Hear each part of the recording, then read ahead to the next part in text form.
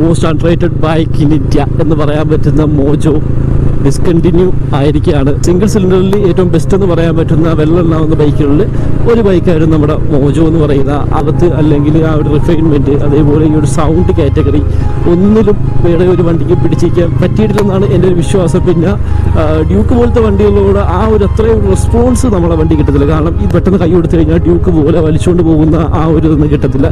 പക്ഷേ top end നമ്മളെ വണ്ടിക്ക് കിട്ടുകയും ചെയ്യും കേട്ടോ. ഏകദേശം 160 സംതിങ് ടോപ്പ് എൻഡ് കാര്യങ്ങളൊക്കെ കിട്ടുന്നത്, 160 പ്ലസ് ടോപ്പ് എൻഡ് കാര്യങ്ങളൊക്കെ കിട്ടുന്ന ഒരു വണ്ടിയായിരുന്നു മോജോ എന്ന് പറയുന്ന.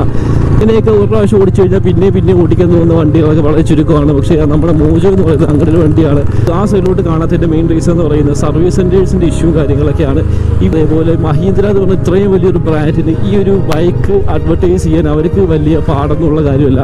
പക്ഷെ എന്തുകൊണ്ടോ അവർ അതിനു വേണ്ടി മുതിർന്നില്ല. സോഷ്യൽ മീഡിയ പ്ലാറ്റ്ഫോമിൽ കൂടെയൊക്കെയാണ് എല്ലാവരും ഈ ഒരു വണ്ടിയുടെ മെറിറ്റ്സ് അല്ലെങ്കിൽ ഡീമെറിറ്റ്സ്, ഈ വണ്ടി